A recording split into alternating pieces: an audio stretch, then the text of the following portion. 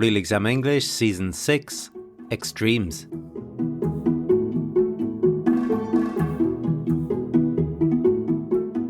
Hello and welcome to the Real Exam English podcast. This episode is about extremes. This subject came up in C2 level speaking exams last year, and it's also covered in different ways at B2 and C1 levels. So you're going to hear lots of useful vocabulary for talking about doing extreme things, plus some lovely idioms. In terms of grammar, we have inverted conditionals, and we also look at how to use either and neither. There's input from quite a diverse bunch of speakers today, from snowstorms in Boston to helping pregnant women in Ireland to doing a dance marathon in New York. As usual, if you would like the transcripts for this and all of the episodes to help you study the language in more detail, then you can find those on the Real Exam English website, realexamenglish.com. What is the most extreme weather you have experienced? Blizzard of 1978 in the Boston area, where it just dumped snow. We were out of school for 3 weeks. The ability to kind of be on top of a snowbank and then peer down to the top of the car was really, really wild. And so that's, I think, the most extreme weather that I've been in. Why are some people drawn to extreme experiences even when they're dangerous? That's a really good question. And that goes into your inherent wiring of your brain. So people have a certain tolerance of risk aversion or risk attraction. And it is the amount of adrenaline that pumps through your body.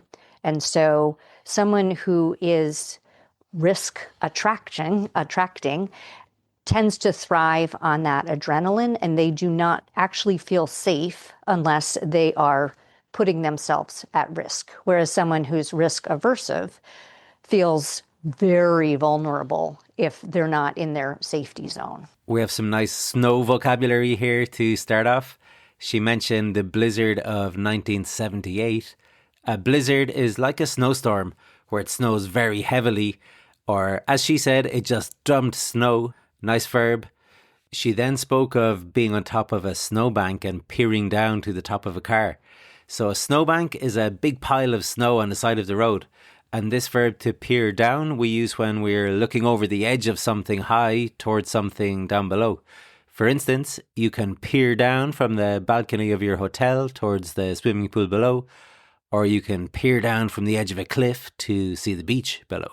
In the second answer, she mentioned adrenaline pumping through your body. This is absolutely essential vocabulary when talking about extremes. Likewise, she said people thrive on adrenaline. Remember, thrive on means to enjoy something or be successful at something.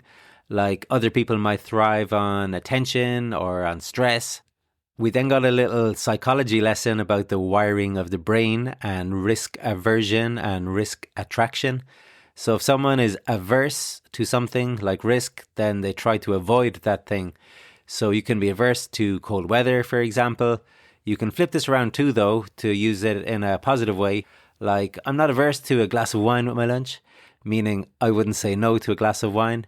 I enjoy that. Okay, you may have heard her saying risk aversive, which is actually not correct. Aversive is an adjective, but it's not used to describe a person's feelings. It's used to describe the thing that causes you to be averse to something. A good example is aversive treatment, where the objective is to reduce your cravings for something, like smoking or alcohol. But risk averse is where you avoid risky things. What is the most extreme weather you have experienced?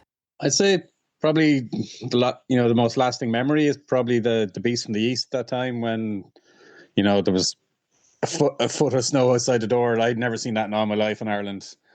And the whole country ground to a halt, and everyone who would normally be in work was outside shoveling snow, and all the dads, and and the kids were off school. It was a fun time.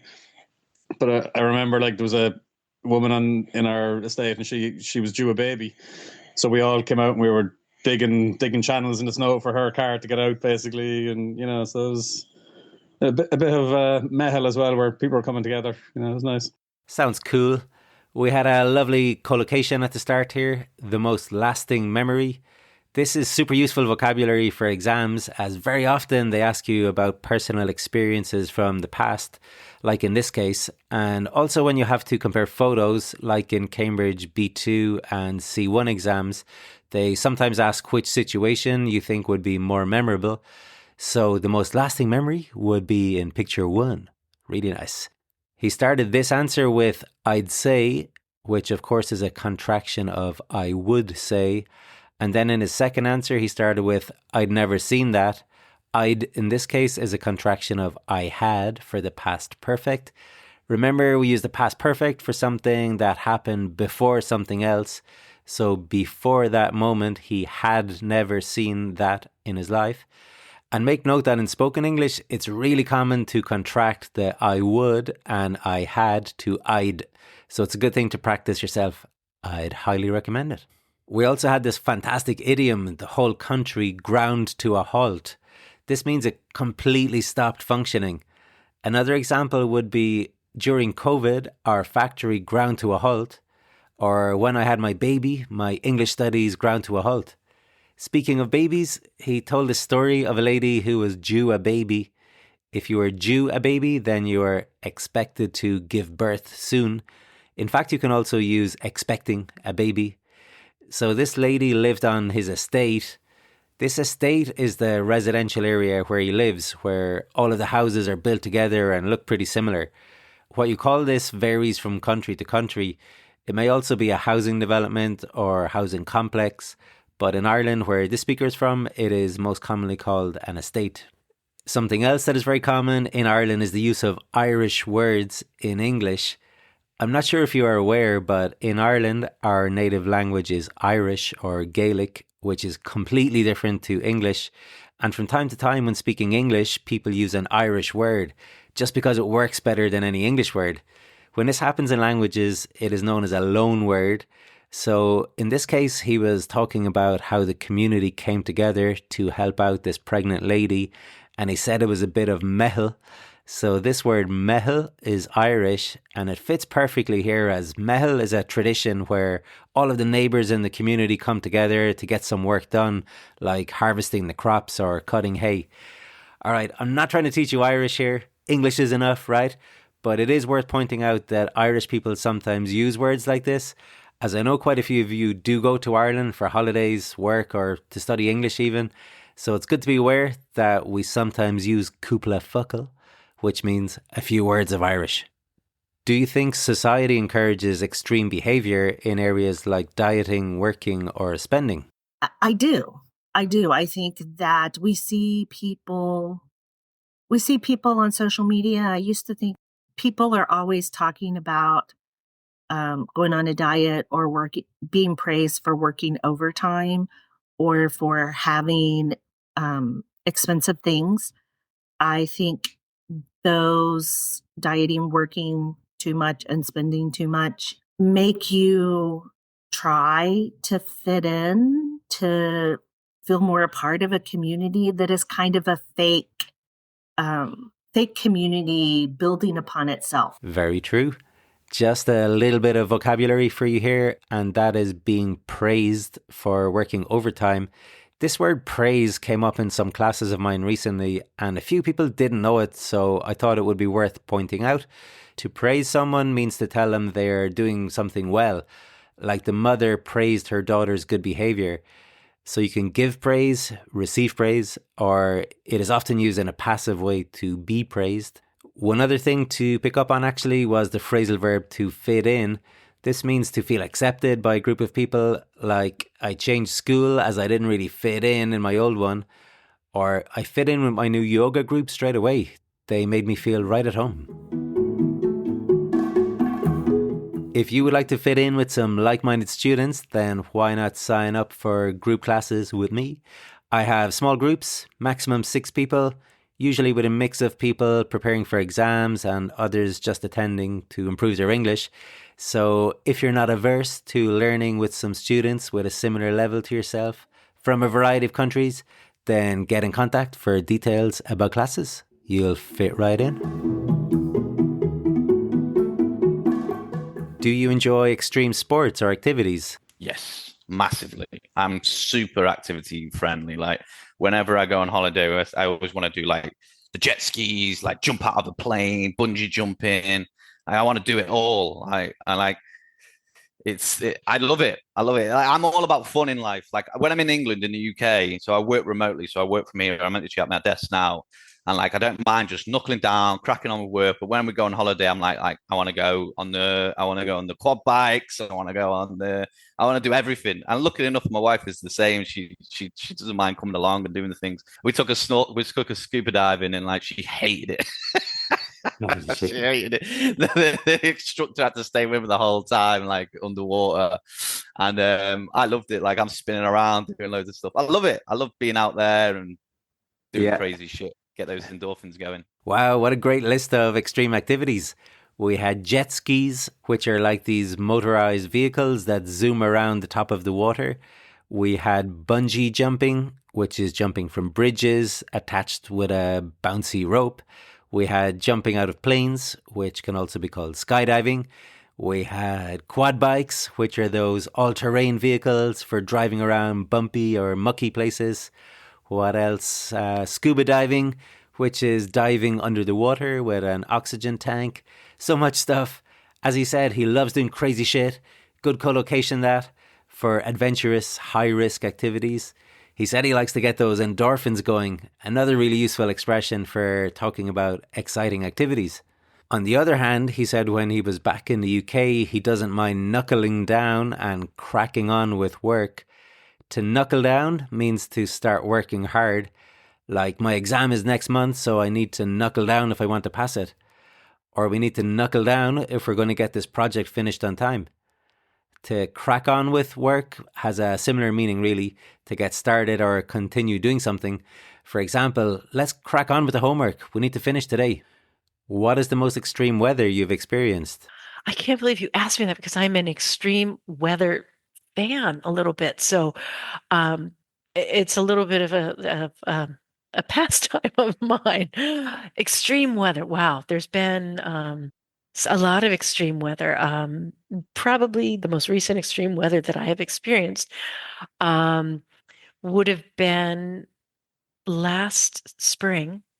I was hiking the Fisherman Trail through Portugal, and we were just plummeted with wind and rain and just torrential downpours and things like that. Had I not been a fan of extreme weather, I don't think I would have enjoyed it as much. Have you ever pushed yourself to an extreme limit? I wouldn't say extreme. I mean, I don't, I'm not hiking a trail in, to the top of the Himalayas or something like that. But I would say probably the thing that was probably the most extreme that I ever did, I was in dance marathon in college. Wow. And it was a 48-hour dance marathon. And I did it. And does that count as something Totally extreme? Yeah. And you couldn't, obviously you couldn't sleep, you couldn't sit. And there were people who would walk around the dance floor. And if you weren't like shuffling, they'd say, you gotta shuffle. And it was very, you had timed bathroom breaks. And if you had extra time on the back end of your bathroom break, you would fly onto the floor and they would give you a quick little massage. Wow, that's totally extreme. Wow, yeah, that's very extreme. Pushing the limits. Yeah, it sure is. Loving the grammar in these answers. In the first one, she said, had I not been a fan of extreme weather, I don't think I would have enjoyed it as much. So we have a third conditional here, and the first part of it has been inverted. So that means that instead of saying, if I had not been a fan of extreme weather, she changes it to, had I not been. Okay, we invert the subject and the verb. Instead of I had, it's now had I. This inverted conditional is great for higher level exams like C1 or C2 exams, and you can use it when you're talking about a situation in the past. With regards to writings, this is perfect for a review, a report, or an article. Like, had the facilities been newer, it would have been better. Had there been better special effects, the movie would have been more enjoyable. You get the idea. In the second answer, she had a cleft sentence. The thing that was probably the most extreme was a dance marathon. Okay, starting with the thing, create some emphasis here. Instead of saying the most extreme thing was a dance marathon, it sounds more emphatic to say the thing that was the most extreme was a dance marathon. Really easy to use, that one. In terms of vocabulary, she said they were plummeted with rain and wind and that they had torrential downpours.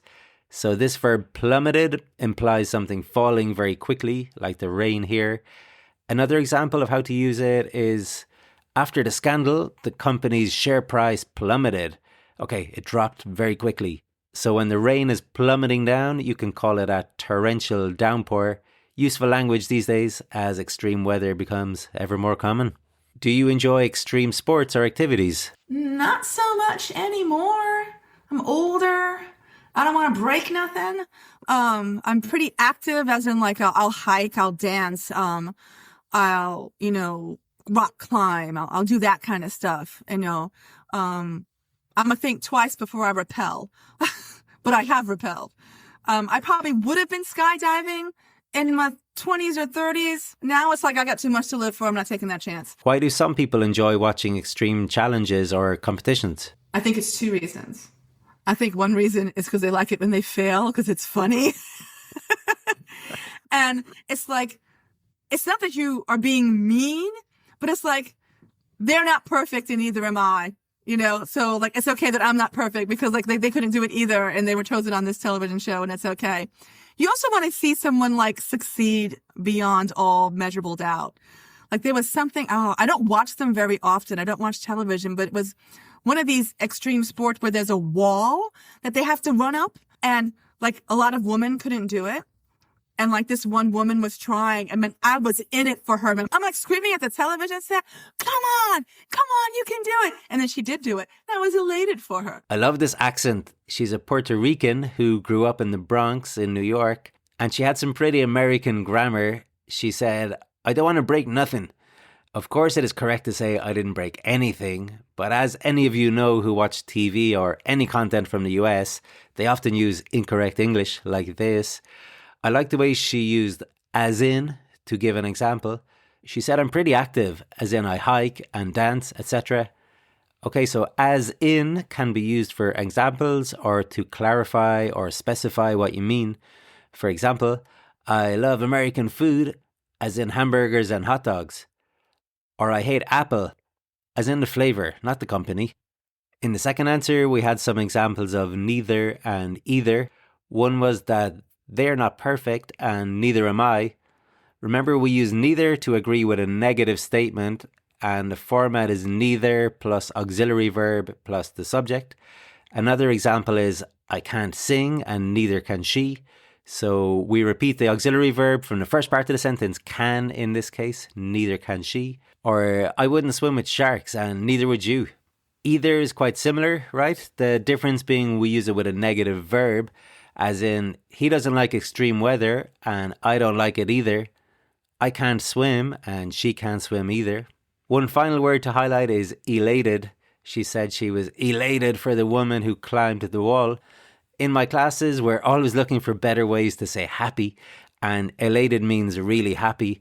For instance, the person in the photo looks like they've just won a race, so I imagine they're feeling elated. And if you're happy that someone else did something positive, you can use the preposition for, as in, oh, you passed your exams. I'm elated for you. Fantastic. Okay, guys, that's the end of today's episode. Hopefully you are elated with all of the great language we had. I'm elated that you listened the whole way to the end. Thank you very much for listening. I guess I'd better knuckle down and get cracking on the next episode. Until then, take care. Trevor.